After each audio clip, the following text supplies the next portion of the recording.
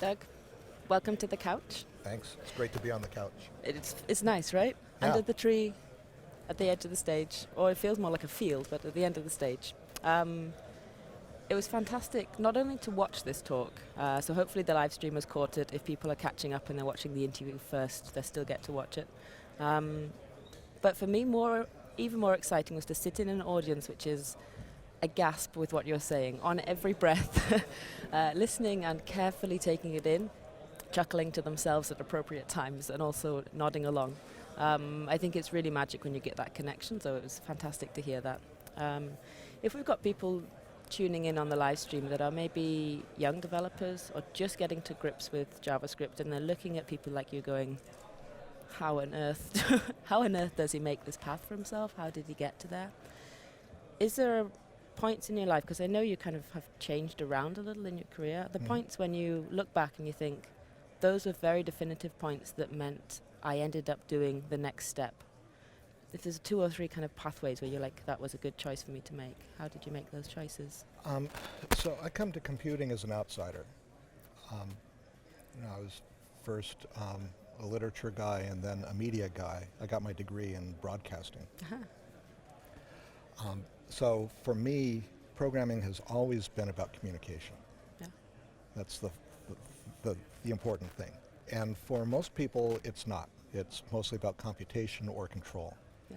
But for me, it's about communication. So I'm trying to use the computer to create experiences for people, but also the program itself is a medium of communication. So I want someone to be able to look at the program, and the program tells its own story. So that, I think, has given me a really different perspective on this stuff than most people get. I don't think people coming out of a computer science school are prepared for those kinds of perspectives. I hadn't understood that was your kind of long background, and I think it explains a lot. Do you think, given that thought, now that there are a lot more people learning to program generally, it's a lot more accessible, do you think that's going to bring a whole new mindset of people into the community with some more of this sort of holistic understanding of why they're doing it? I don't know. One problem that we're having is because software has become even more important, and because so many other professions are now failing, we're seeing a lot of people coming into programming who really shouldn't be coming into programming. Interesting. That there are things about this which are really hard and require that you be defective in some significant ways, and normal people don't have those defects, and so they're not genetically prepared for programming.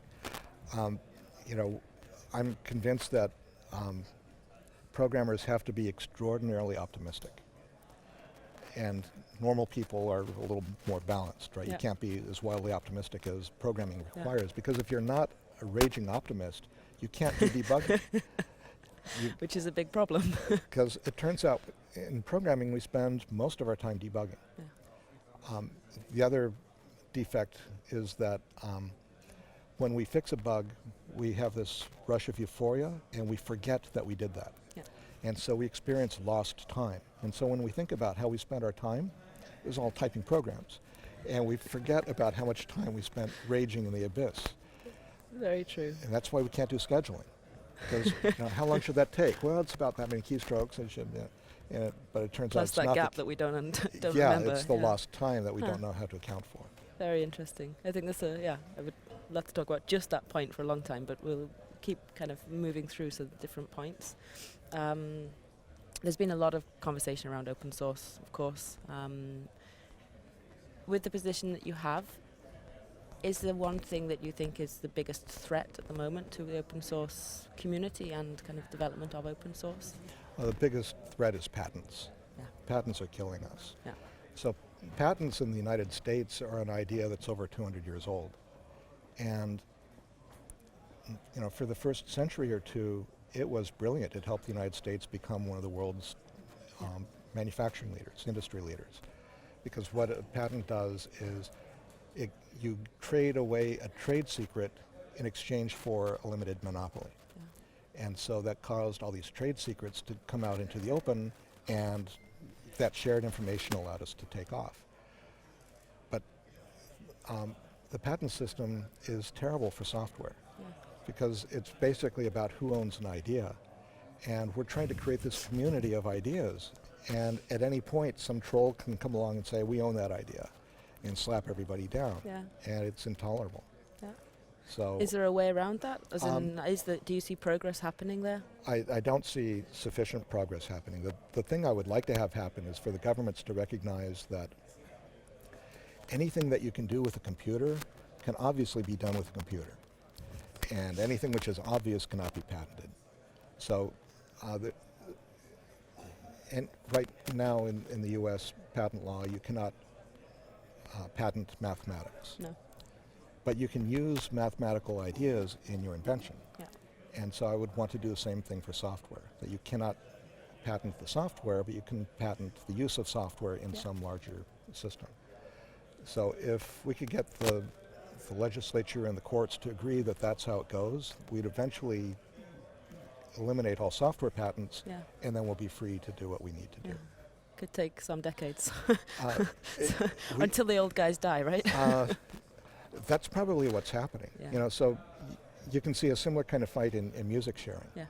That there are a lot of young people who want to share music, and there are a lot of old people who are saying, but we need to make money off of it. And that's going to shift. Eventually, all of the people who want to make money off of it will be dead, and then we'll have free music. Get to go again. We're not there yet. Take some time, yeah. So you're based out in San Francisco? In San Jose. San Jose, sorry. The JS community there, is it pretty strong?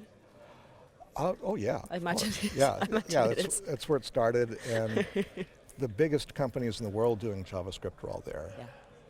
What can the rest of the world, because I mean, whenever you visit somewhere and there's a kind of a community of developers, the JS community is kind of, they're there. Then they are usually very strong, very communicative, and have a lot going for them, and seemingly global, very global in terms of how we help each other out and it spreads. Mm-hmm. What's happening in San Jose that we don't know about yet?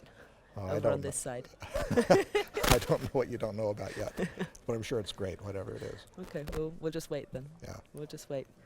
And I have one last question, but I feel like it might be a difficult question to ask you, as you changed so much within JavaScript already. If you could change, I'm going to ask it anyway. If you could change one thing, because we heard a lot of things that sound like they should and are being changed, what would be the one thing to change around JavaScript? You only get one. Oh God, if I only get one. Yeah. Everybody else goes, oh, I don't know, I don't think I could change anything. If I could make one change, I would make functions into immutable objects. Very well said. Thank you so much for joining us on the couch. I'm sure the live streamers enjoyed it very much, and I've enjoyed it thoroughly. Rest of the day, you'll be around. I'll be here.